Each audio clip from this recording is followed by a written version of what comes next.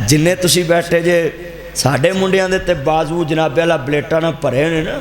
साढ़े नौजवान मुंडे जमदे नहीं ते कलाइयां च पाउंदे ने जंजीरां, गलियां च जनाबे वाला जंजीरां डोरियां पाउंदे ने गले च।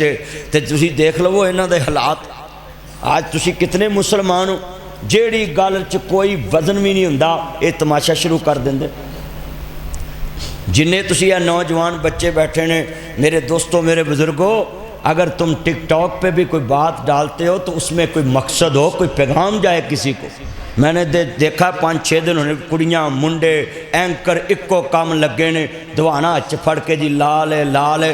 बेहदायते हो वो चले हो जानते हो किनू नहीं पता है दवाना लाल हुंदा है बशर्म ना होन ते पुट्ठा जिहा पैगाम चलाउंदे ने।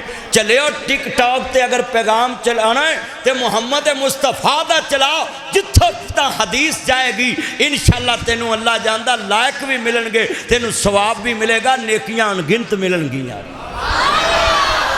ये पैगाम है जनाब वाला। जिधर देखो लड़की है लड़का है, एंकर ने वो अपने व्यू लैन वास्ते, डॉलर कमाने वास्ते, अपनी फेम वास्ते, अपनी एडी करने वास्ते। हाँ जिन्हों वेखो जनाब वाला वो जनाब इक्को ही काम कर रहा, दवाना फड़ लेंदा हथ च, ये जी लाल है वो चले। इन्ना नहीं पूछया भी ये फिक्का है मिठा है हलाल है हराम है।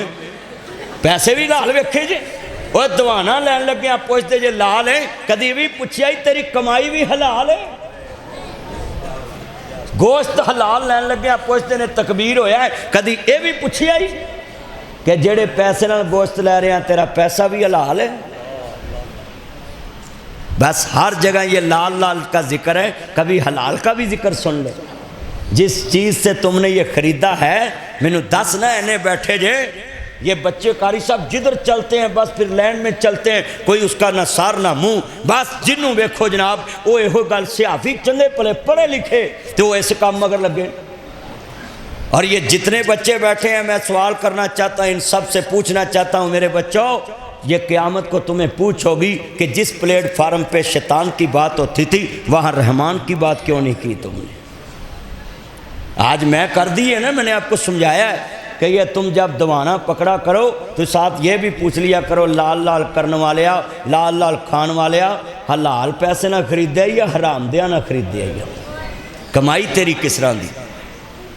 पैसों की तो तुम्हें पता ही नहीं होता कि तेरे अब्बे ने हलाल कमाया या हराम। ऐ विच कई बैठे ने जिन्हों के प्यों ने भैनों का हिस्सा रगड़ के तेनों पैंटा लैके दित्तियां।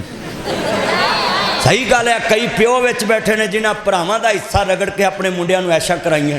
ते कबर च पता लगना है ना, कबर पता तो कबर च लगना है। ए किन्ने मुसलमान बैठे मैं डरदा नहीं हुंदा। चलिया अपनी भैन भरा दा हक मार के औलाद नूं ना दवी, जिहड़ी औलाद नाल दे कमरे च पता लैन नहीं आउंदी उन्हां कबरां च भी नहीं जाना। आ खुड़ियां दियां इत्थों कबरां किन्ने किलोमीटर ने? आ 2-3 मेगियां 2-3 किलोमीटर इत्थों बाहर मैं वेख्या बड़ा वड्डा कब्रस्तान। उंज खुड़ियां दा कब्रस्तान बहुत वड्डा है। मैनू लगता इत्थे कोई चौधरी नहीं पिया, नहीं तो कबरां की जगह वाल लैनी ही किसी ने। इहो जे काम चौधरी करते हैं सारे, पर इत्थों के चौधरी नेक ने। आ चौधरी हरून इस्माइल उन्होंने दे वालद ने किड्डी वड्डी मस्जिद की जगह छड्डी।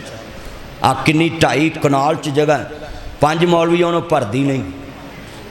मैं एक जुमा पढ़ाया सी इत्थे और अजीमुद्दीन लखवी साहब सड़क ते जुमा पढ़िया और शौकत आलूआं वाला उहदे घर दे विच पूरी कोठी पड़ी ते साडा भरा मुख्तार सैकटरी पैसे गिनदा डीगर हो जाती सी। मेरा यार है बेटा बैठ जा बैठ जा। वो मस्जिद एडी वड्डी वो चलियो ए जे काम हाजरा मस्जिद मेन ते उन्हें छड्डी। इस तरह तुसी भी अल्लाह कारी साहब जो तुसी जगह लई सी उदों एक किन्नी महंगी जगह सी, उदों लोग पैसा लभदा ही नहीं सी। किन्ने दी इस जगह लई सी?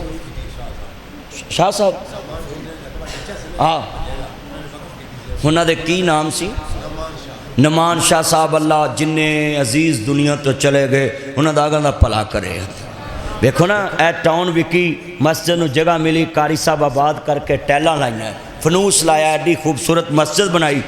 अल्लाह जानदा जिन्हें बैठे जे मैं एक लफज कम है मुआशरा ते बात करना पिया निकलो इन्हां चीज़ों के विचों ना जी टिकटॉक दे ना पहला ट्रेंड आउंदे ने उन्हां ट्रेंडां च पैगाम दिया कर जिवें नासर मदनी पैगाम देता है लोग लाल लाल के आवे ते नाल मैं पैगाम दे देता है लाल लाल करने वालों इसमें हराम हलाल की तमीज़ भी करते जानो कि ये पैसा हलाल कमाया है या हराम कमाया है। कुरान कहता इन्नल्लाह ला युहिब्बुल खाइनीन